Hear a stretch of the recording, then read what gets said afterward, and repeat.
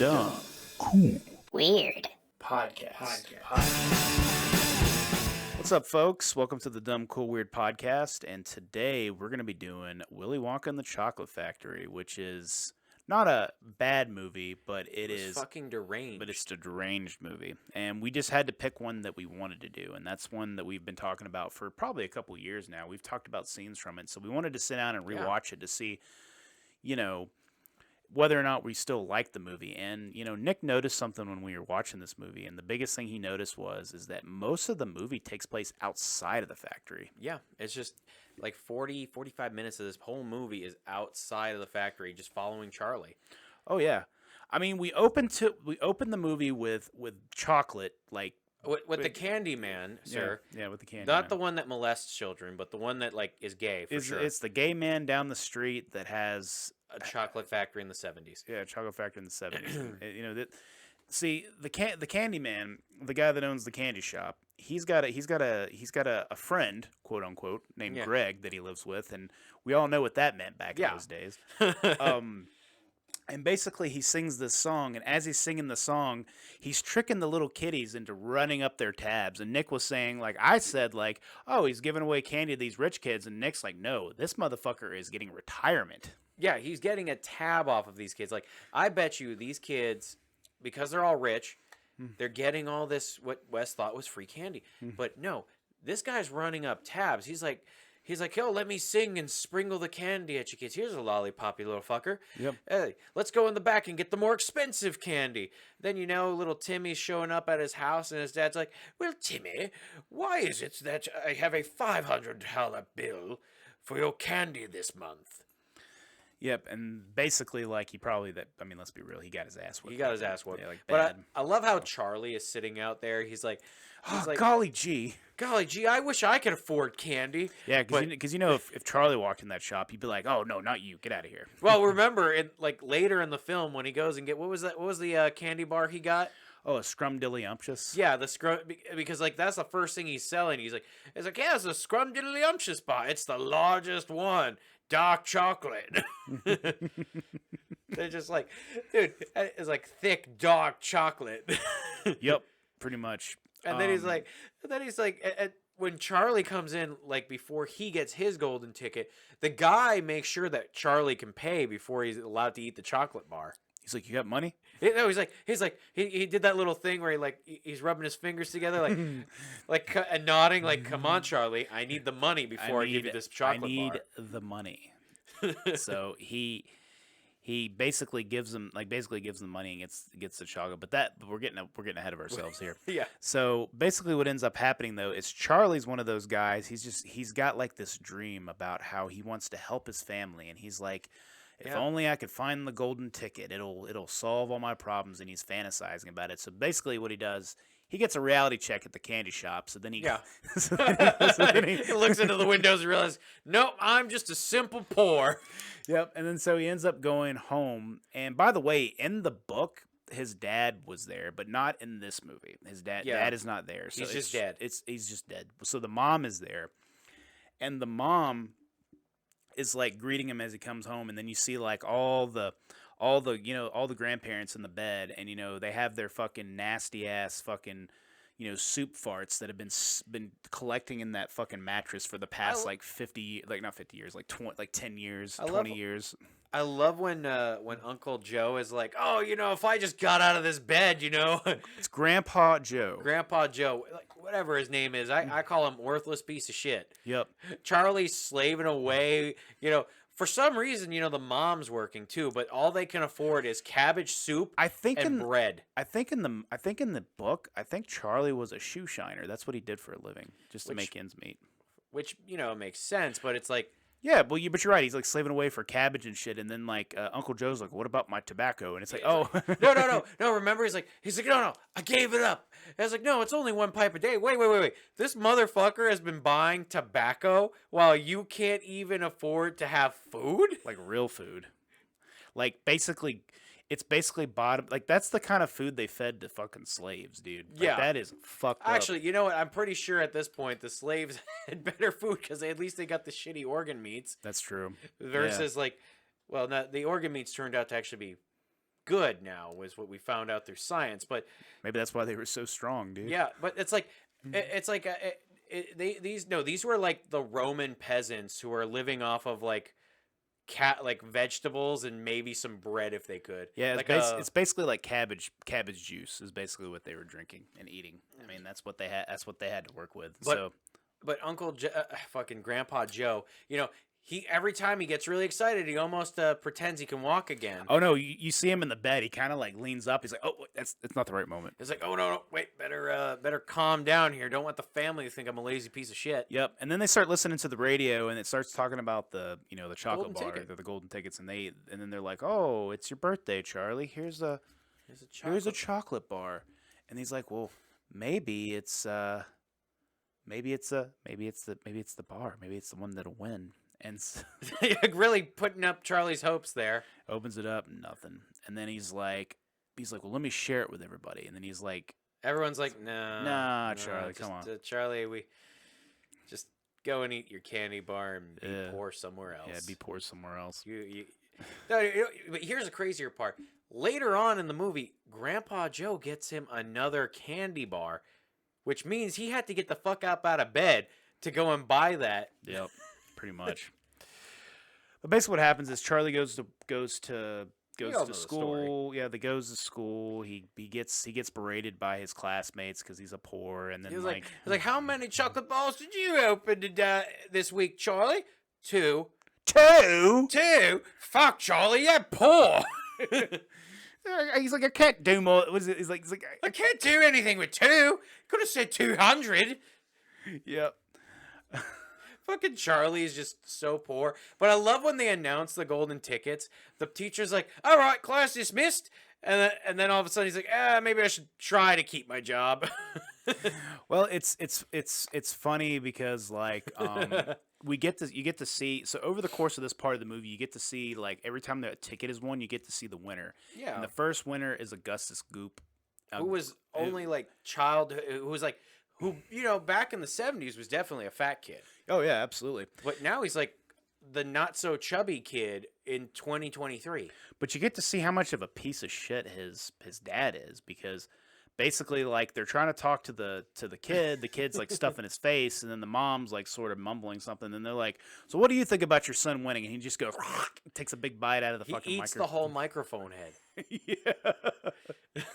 And you're like, well, that's why Augustus Gloop is like, that's why he won first. That's why I won, because the whole family eats as much as an elephant eats, because that's part of the song, you know. I mean, all I could, and then Veruca. God, that's an awful child. Dude, he has the entire, like, it's literally like, oh, we're supposed to be manufacturing stuff to make money. No, let's stop production and let's have all these fucking people who need to work on the stuff so we can make money so I can pay them. No, let's have them all unwrap. For 2 months we're unwrapping like straight chocolate bars. It's like, we haven't even unpacked any of the nuts yet. I don't care. And he's sweating because his wife has castrated him, and his little girl is basically smashing the nub where his balls used to be. Yep, bitching, and then he's like, he pops out. He's like, whoever finds the golden ticket will get 1 extra pound on the salary. And then they all go ape shit. They're like, holy shit, how underpaid are you people? Yeah, I know, right? And by the way, while we're seeing these two get their thing, we see Slugworth for the first time with both of them, because they're like, Slugworth shows up for the first one. He's like whispering into Gus's ear, and then he does the same thing to Veruca. He like shows up and he's like talking to them. And then after that, we get to see the next one, which is Violet. Yeah, Violet. Yeah, Violet, she wins, and she's a fucking snotty little bitch who fucking just all these kids are crap. All these kids are legit shitheads.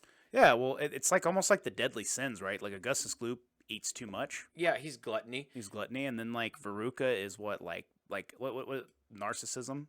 I can't remember the actual sin itself, but all I remember is that these people are all a level of sinful debauchery. Oh yeah, I love when the kid's doing the interview, and he's like, he's talking about how much he knows TV, and then the parent, the Parents are parent's just like, oh, it's funny. it's funny. He's real funny. And then he's like, yeah, my dad said I can't get a real gun until I'm 12. That's right, son. That's right, son.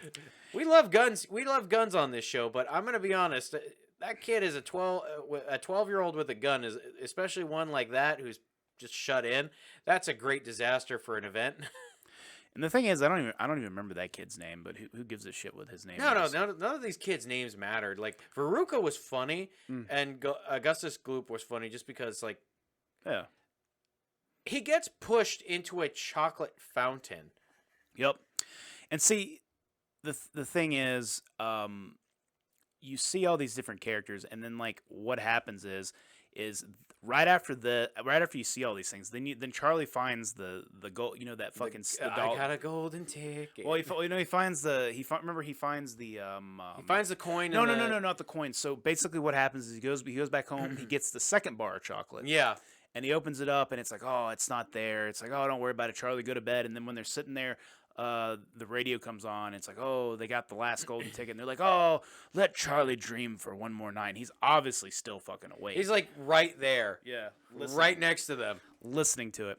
And then the next day, he finds the money, and he's walking with it. And all of a sudden, out of nowhere, this guy with the newspaper is like, oh, it turns out that the golden ticket that guy found was a fake. Yeah, because it was because the golden ticket was like found by some like dictator in Eastern Europe. Yeah, so you know how that works. Yeah, like and you saw like the clips of his like news sponsored media, like his media in his country going like, yes, he was very happy to find it. He's a very honest man. There's no tricks here. There's no trickery here. And so he goes to the candy shop. We get the part where he's like, wait. Before we get there, the hostage situation for the crate of candy bars. Yeah. That wealthy woman who's like, I'll pay anything to get my husband back. He's like, he wants all your Wonka bars. He wants the crates full of Wonka bars. He's like, ma'am, what are we gonna do? She's like, I'm gonna have to think about it. I forgot about that. Which shows like how deranged the movie is. It's very deranged. But then he walks into the candy store, and basically what ends up happening though is he gets the scrumdiddlyumptious bar, and then he gets the other Wonka bar, and he starts eating on the scrumdiddlyumptious bar, and fucking Charlie just tears through that fucking candy bar, dude. You can't blame him. He's been eating cabbage and sometimes bread. Yep, so he's just destroying this. His body's just craving any kind of energy he can give it. And after he eats it, he opens the candy bar, and then he finds the golden ticket, and all the fucking people are like grabbing him, trying to get his fucking ticket from him. Yeah. And then like the guy goes, "Run, Charlie, run as fast as you can," because that's been parodied so many times. Yeah. Then Slugworth. No. The funniest thing was Slugworth comes in and he's like, I need you to get the everlasting gobstopper, but I'm going to give you 10 grand for it. Your family will never have to struggle again. For 10 grand? I mean, the fact that all of these other people, especially like Veruca, right, were convinced to go against it for 10 grand. Yep. It's so true. It's like you said $10,000 to sabotage a company. Yep, that's not a lot of money. I mean, even for those days. Yeah, I mean, they could have at least asked for $100K, but the thing is, he gets the ticket, goes home, everybody's happy, and then that's when we find out that Grandpa Joe is a big fat fucking liar because he gets up out of bed. He could walk, he could dance, he could sing. Yeah, dude's doing a whole fucking chorus line, dude. And all I can picture is the mom over there just like looking at him like. So I was buying you tobacco so you could sit in this bed all day while Charlie and I slaved away just to keep you here. Yep, pretty much. Son of a bitch. Yep. So then Grandpa Joe gets all like dressed up.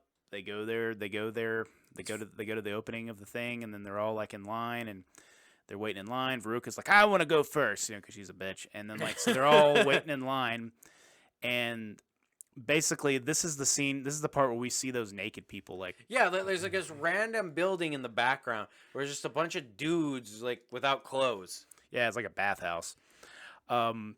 But then this is when the movie starts getting really good because Wonka shows up, and Yeah. Wonka is a fucking deranged son of a bitch, dude. Like Yeah. he right out the gate, he just starts walking like he's acting like he can barely walk, and then he just falls down and does like a barrel roll, and then pops right back up. He's like, "Hey!" But he's like back to having that like I'm fucking depressed to be here face. Yep.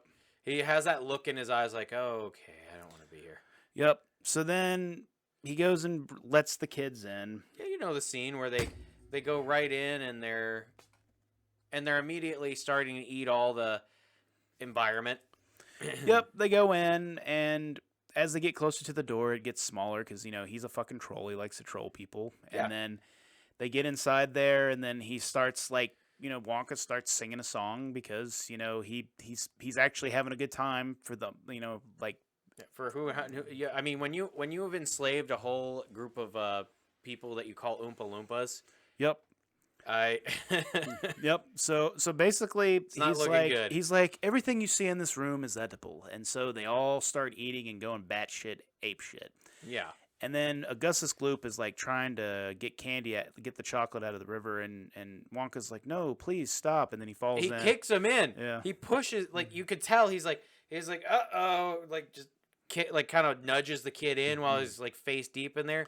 Yep. And then he gets sucked up the pipe, and he's stuck in the pipe, and he's like, oh dear, well, we're gonna have to fix this. And then this is the first time you get like the flute. The flute comes out, and he goes, and then he's Then like, you get a song. no, wait, he's like, we gotta call the Oompa Loompas, and they're like, the Oompa Loompas. He's like, yeah, just give me a second. And he like calls them, and they come out and they start singing their song where they're like, and see the Oompa Loompas, they're fucking slave labor. I mean, Yeah, I mean, he took these people out of their home. He's like, oh no, I rescued them. It's like, did you though? yeah, it's like, did you really rescue them? And then he pays them in chocolate, Yeah. and because That apparently was a delicacy of their culture, and like is what it was explained in the other movie. yeah, it's like a delicacy of their culture, and they would smash it up with other things to make it taste better.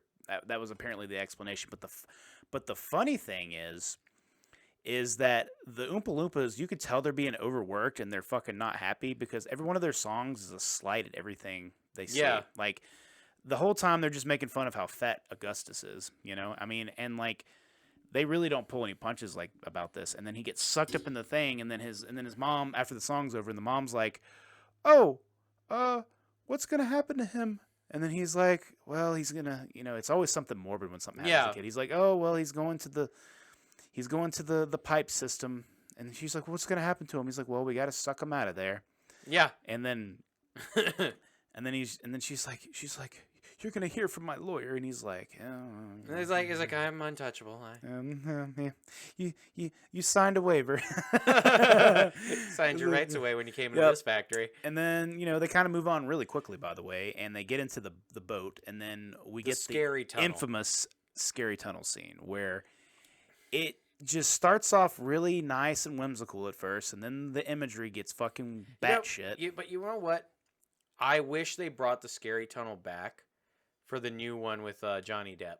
Oh yeah, that would have been. That was a fucking terrible tunnel scene. I was like, that's not scary. He's giving them chocolate facts, and the kids are all like either ignoring him, and then Charlie's like all whimsical, like, oh, chocolate, and I just want them to be like terrified and having this awful acid trip of a time with Wonka riding them down this chocolatey river because. They never touch on why that happened. They're like, "Oh no, Wonka, why would you do this?" And he's like, Yeah. Because I mean, Wonka's just like, "There's no earthly way of knowing which way we are going." Yeah, and then he goes, and then he starts getting louder and louder, and then he starts screaming, and then they're like, "We went off." He's like, "You're right. Let's get off." And then it just ends, and then nobody ever brings it up again. Yeah, and then they just never bring it up again, and so they move on to the next room. And the next room, I think the next room was the snozberries, wasn't it? Yeah, the snozberries. Yeah, the snozberries taste like snozberries. Yeah. There's no such thing as snozberries. And then he looks like he's about to punch that kid right in the face. Then he grabs her by the cheeks and says, "We are the dreamers, but we're not dreaming." And I'm like, huh. How many drugs have you taken, Mr. Wonka? Yeah. So basically, what he had is he had flavored wallpaper. That's what was going on in this room. I can't remember. Did they bring back the flavored wallpaper in the new one? I don't think so. But I don't think they had the flavored wallpaper because like right after this, I see I'm remembering the events differently because it's it's kind of a long movie. yeah, But I remember I do remember that like I don't know what happened first. Did the burping scene happen after that? I think it happened after that. But it's like I don't even remember. Like that's the thing is like the events are really weird. But it's like imagine they just didn't burp. Oh, they would have died. Yeah, that's what I'm saying. Like, but you know that if Uncle Joe, like not Uncle Joe, I keep thinking about Joe Biden versus like the other shitty Grandpa Joe. Yeah. Both shitty characters. Mm-hmm. When like, what if Grandpa Joe just starts burping and Charlie's like, "Please help me, Grandpa," and he's like, "I'm already down here, Charlie. Yeah. Can't walk anymore." Sorry, it's over. And so basically they burp, they get out, right? Yeah. And then they move on. But you know what's funny? Charlie tries to tell Grandpa Joe, "No, we shouldn't do that," and Grandpa Joe's like, "No, we're just gonna fuck him over." Yep. So they do it. They get out because they learn how to burp, before they die. And then basically they move on to the next room. I think the next room was the gobstopper scene. Yeah. Or was it the chewing gum scene? He gave him gobstoppers after they licked the walls. Yep. And then he was like, and then they found the chewing gum. Yep. And then Violet turns violet, and then they decide to. I actually can't remember that song all too well. Basically they're making fun of her for chewing gum, and they said like chewing gum can be a bad habit. I'm like, I think I can think of worse habits, but I mean, Augustus Gloop was the worst habit. Oh yeah. So basically they roll her fat ass out of there after she blows up like a balloon. And then he's like, I'm gonna get you. I got a blueberry for a daughter, And lawyers are gonna hear about this. Yeah, and then he's like, ooh, 2 naughty children are gone, 3 good children are left. I'm like, dude, that was the way he says it. But the best part was when Veruca falls down the trash chute. Yeah, so they go to so in the book it was nuts. He was collecting nuts, and that's why that scene made much more sense in the new movie and in the book because the dad was a nut, like he had a nut factory. Yeah, he produced nuts, and basically like in this one though it was a golden goose. So the golden goose was laying the eggs, and when the eggs were bad, they would fall down, right? Yeah. So Veruca sings her little stupid song about how she wants everything and she wants it now, and how she deserves it and needs it now. And then she steps up on the scale and then she goes no because like and then Wonka like shakes his head and goes, she was a bad egg. And the father's like freaking out and he's like, oh, where does it go? I was like, oh, the trash chute. No. He said the garbage chute. And he goes, the garbage chute. It's like.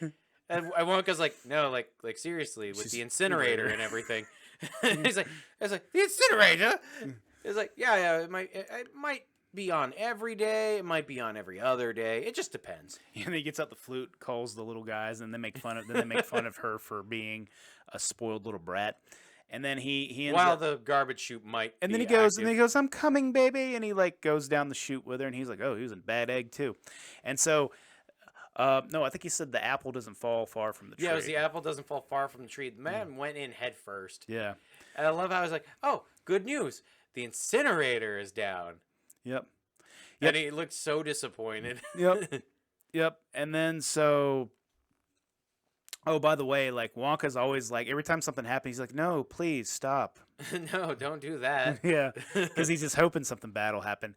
So the next scene is they get inside the foam machine that like produces like the milky frothy shit. Which, why? I don't know. It was it was a big question of why. Yeah, because they literally went like maybe like 100 feet. Yeah, like 100 feet maybe if they were lucky. And basically they were he was just like they were all covered with the foam, and then they left, and then they went to the Wonka Vision room. Yeah, Wonka Vision, and like he just didn't listen and just kept doing stuff. And then Charlie's like, why do they not listen, Grandpa? And he's like, because they're idiots, Charlie. They're idiots. It's coming from the guy who spent like years watching his family suffer so he could like collect. Well, that's how he knows they're idiots, because his family's fucking idiots. He's like, oh, they're idiots, Charlie, because You know what's funny though is that at least they kept the same thing in the 2 movies, that Grandpa Joe just decided he was going to stop walking after Wonka fired him for slave labor. Yeah, pretty much. What if Slugworth was just like the guy who was like constantly tired of Wonka's shit? By the way, I noticed that when the boy gets sucked into the TV, the movie they're watching is 2001: A Space Odyssey. Yeah. I don't have that movie poster up here. It's down in my room. But yeah, it was really funny. It's a scene at the beginning where the apes are like going ape shit over the fucking like Yeah. instead of it being in the movie it was It's a chocolate bar. It's a chocolate bar instead of a giant pylon like it was in the movie. But basically like she grabs him and then he's like, "Hey, get me out of here!" And finally one of the parents like gets pissed off and is like, "You're going in my purse." And then she's just like, "Tell me how to get him bigger." And he's like, "They'll help you." And then they come out and they start singing their song about how television rots your brain and shit. Yeah. And then we come to the end, and then like Wonka's basically like, "You lose, sir. You lose, Charlie." Yeah. I mean, at the end, but the whole chocolate factory scene was like 20 minutes. Yeah, it wasn't really that long. And it was kind of crazy how quickly it went by because in the new movie, they give you some depth at least in the chocolate factory, but in this one, some Johnny depth. Yeah, Johnny Depp. I mean, he needed some depth into his fucking head after he married Amber Heard. Yep.